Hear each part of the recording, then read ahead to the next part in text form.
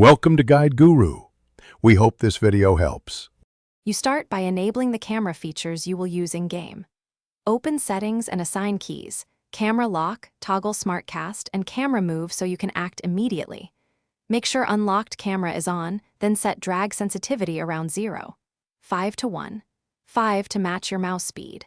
Once those basics are done, decide if you want Smooth Camera or Camera Acceleration. Use them only if you prefer eased motion, because they change muscle memory and reaction timing. You need focused practice to make camera control reliable. Load the practice tool and toggle between locked and unlocked camera while following a bot to feel tracking differences. This shows why you might prefer one mode for laning versus roaming. Once done, run short 1 to 2 minute drills. Quick pans, edge screen pushes, and spacebar recenters so your hands learn timing. Make sure to record replays so you can spot overcorrection, input latency, or dead zones in your key bindings. Finish by optimizing for consistency and knowing how to fix problems quickly. Reduce camera stutter by balancing graphics settings and FPS.